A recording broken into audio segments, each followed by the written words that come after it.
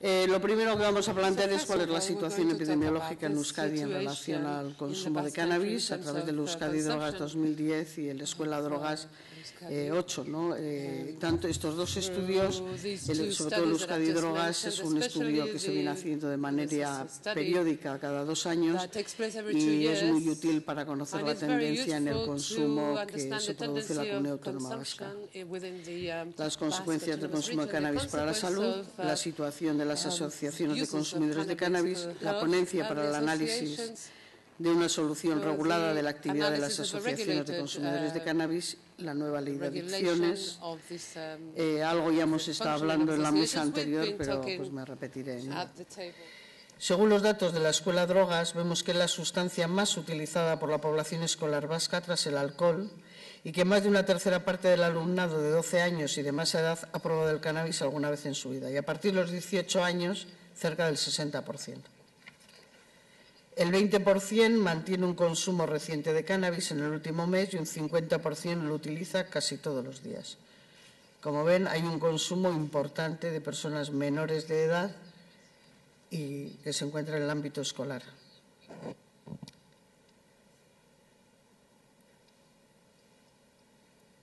Según aumenta la edad, se incrementa la proporción de personas consumidoras, pero también la frecuencia de consumo. Y este crecimiento no se realiza de forma lineal, sino que existen dos pautas que lo interrumpen. El paso de los 16 a los 17 años apenas incrementa, sin embargo, de los 18 y 19 y más que disminuye. Se puede atribuir que a los 16 años están escolarizados, mientras que a los 17 abandonan los estudios aquellas personas que tienen mayores dificultades, lo cual se asocia a un mayor consumo. Y a los 18 años que se vuelve a realizar otra vez otra encuesta con el alumnado que abandona la FP y quienes continúan con los módulos de ciclo superior. En esto sí se ha visto, en las drogas y escuelas ahí, que las personas que tienen un mayor consumo en esas edades, estamos hablando de menores de edad, se quedan más en FP o en enseñanzas alternativas, no acudiendo a la universidad. En personas admitidas a tratamiento, vemos que el cannabis ha llevado un proceso ascendente leve pero constante, de manera que estos 15 años se ha quintuplicado la demanda, mientras que la heroína ha ido descendiendo. Y la cocaína, después de alcanzar su cota máxima, inició también un pausado descenso.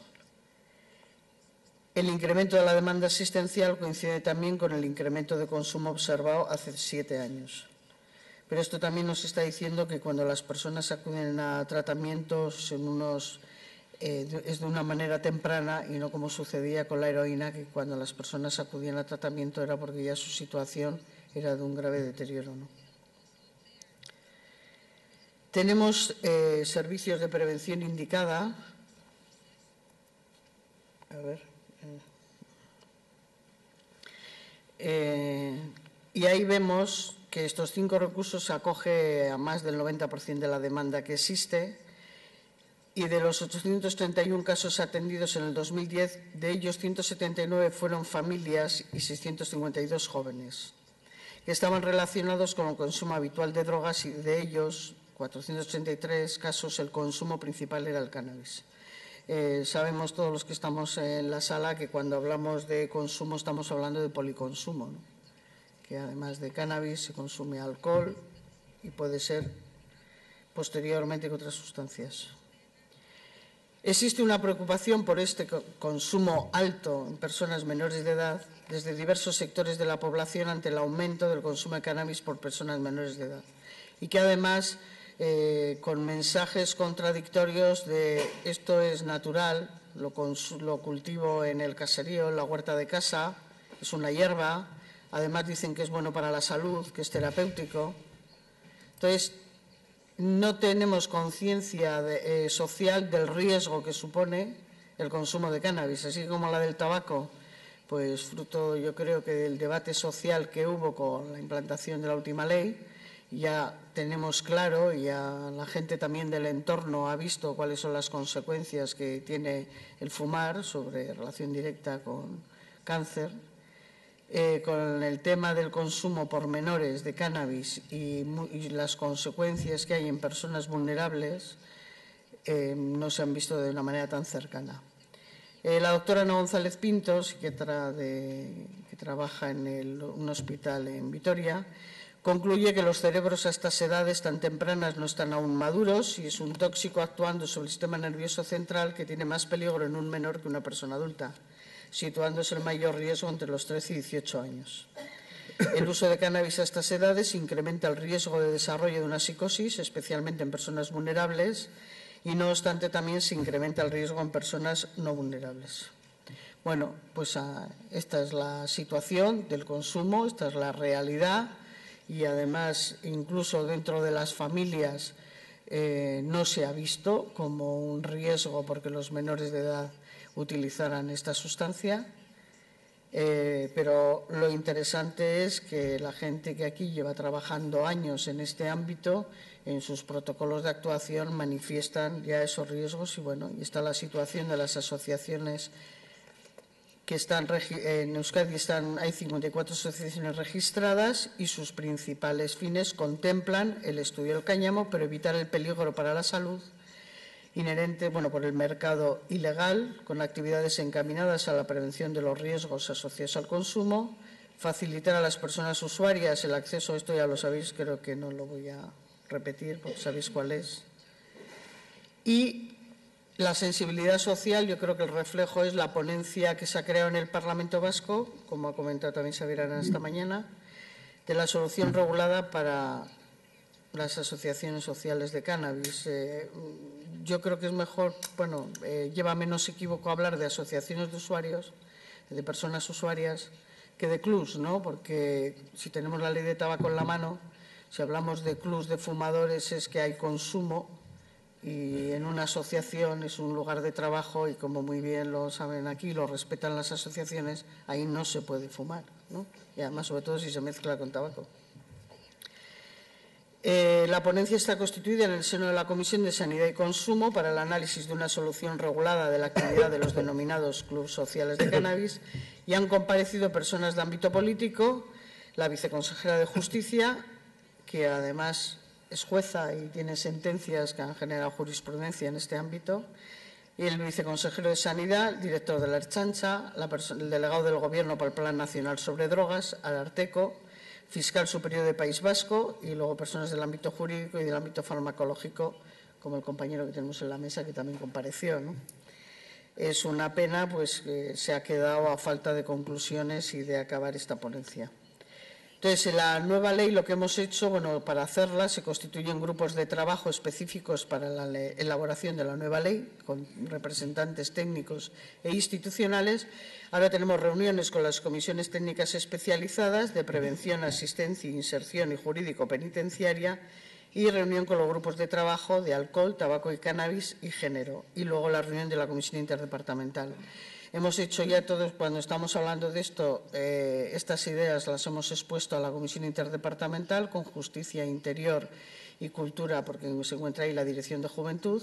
y se ha consensuado lo que estamos exponiendo, lo que estoy exponiendo aquí, ¿no? Vamos a celebrar estas comisiones técnicas especializadas y nos quedaría ya el pasar a Consejo de Gobierno, pues porque no ha lugar y porque también estábamos esperando al resultado de esa ponencia del Parlamento por recoger en la ley, porque luego esta ley se debate en el Parlamento y que fuera de una manera lo más consensuada posible. Entonces, la justificación, ¿por qué es? Pues porque más que normalización podríamos decir que se ha banalizado el consumo con una baja percepción del riesgo, con la necesidad de controlar el uso de la sustancia por parte de las personas mayores de edad y evitar el consumo de personas menores, el aumento significativo de asociaciones de consumidores de cannabis con una situación de alegalidad. Y entonces introduciríamos este artículo 3 de derechos, de que todas las personas consumidoras de drogas o quienes presenten una adicción sin sustancia a una conducta tiene derecho a la dignidad, la igualdad y no discriminación, la seguridad jurídica, la participación en las políticas sobre estos fenómenos sociales, la protección de la salud, la privacidad, confidencialidad y seguridad, conforme a lo dispuesto en la normativa en materia de protección de datos de carácter personal,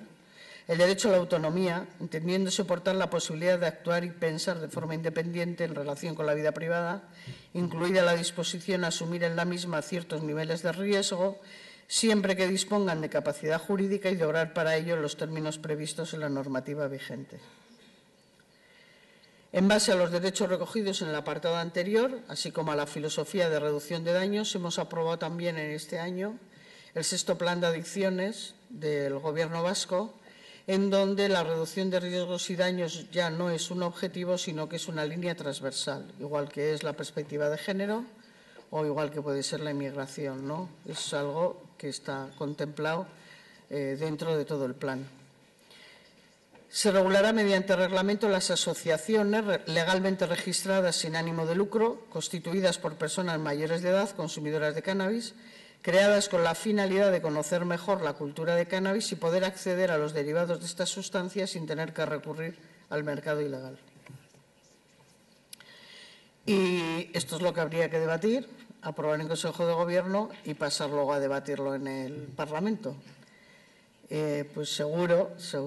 que se va a continuar debatiendo, que se va a llegar a consensos y que yo creo que va a seguir, porque esta es una realidad social y nadie puede ponerse la venda en los ojos, y porque, por suerte, en Euskadi o quizá por esa epidemia de heroína que sufrimos, el consenso social es importante. Y por eso se pudo abrir en el 2003 una sala de consumo supervisado con el apoyo del Parlamento y también en esa situación de no se sabía si legal o no legal, pero la abrimos, ¿no?